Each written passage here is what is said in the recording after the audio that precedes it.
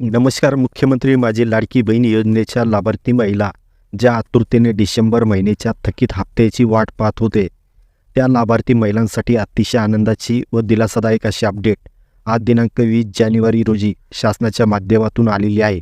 मित्रांनो, राज्यात नुकत्याच झालेल्या महानगरपालिकेच्या निवडणुकीच्या आचारसंहितेमुळे राज्य निवडणूक आयोगाकडून लाडकी बहीण योजनेचा नियमित हप्ता आगाऊ स्वरूपात वितरित करण्यास शासनास मनाई करण्यात आली होती.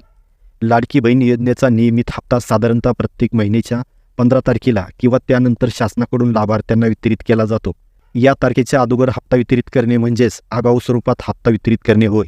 मित्रांनो, मुख्यमंत्री माझी लाडकी बहीण योजनेसाठी अनुसूचित जाती घटकांकरिता 2025-26 या चालू आर्थिक वर्षासाठी मंजूर असलेल्या एकूण रुपये 3,960 कोटी रुपयाच्या निधीमधून लाडक्या बहिणींचा डिसेंबर महिन्याचा थकीत असलेल्या हप्त्याचे वितरण करण्यासाठी शासनाकडून एकूण रुपये 393 कोटी 25 लाख रुपयाच्या निधीला शासनाकडून मंजुरी देण्यात आलेली आहे.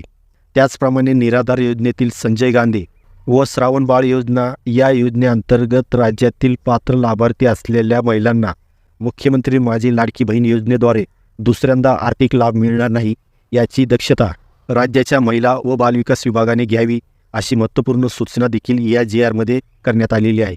त्यामुळे लाभार्थी महिला आता या दोन्ही योजनेचे एकत्रित लाभ घेऊ शकणार नाही. यापैकी कोणत्याही एका योजनेचा लाभ महिला घेऊ शकतात.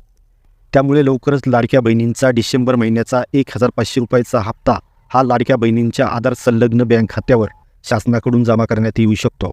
तर महत्त्वपूर्ण अशी अपडेट आपल्या जवळच्या पात्र लाडक्या बहिणींना जरूर शेअर करा. धन्यवाद.